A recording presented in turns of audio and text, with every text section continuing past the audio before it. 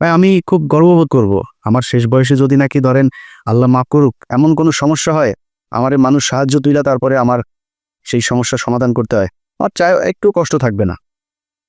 আমি এখানে বিশাল রাজকীয় জীবনযাপন করি না।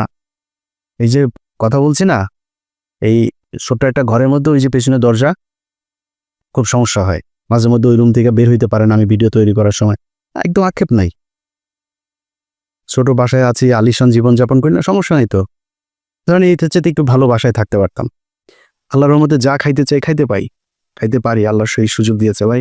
একটা পানি গেলার শক্তি নেই, বহুত হাসপাতালে যেয়ে খোঁজ নেন, বহু মানুষ পানিটা গিলতে পারে না, স্যালাইন দিয়ে তারপরে পেটের ভেতরে খাবার দেয়। কয় টাকা লাগবে আপনার খাবার খাইতে? যা চাই তাই খাইতে পারি আল্লাহর রহমতে, আলহামদুলিল্লাহ। আর কি লাগবে? হয়তো সর্বোচ্চ ধরেন একটা বাড়ি দরকার, একটা গাড়ির প্রতি আমার একটা ফ্যাসিনেশন আছে, সর্বোচ্চ চেষ্টা করব যদি জীবনে সুযোগ পাই একটা গাড়ি কিনবো ভালো দেখে। আর কি লাগবে?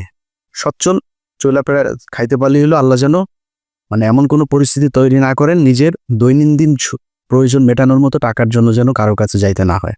শুধু এই পরিস্থিতিটা না আসলেই হবে।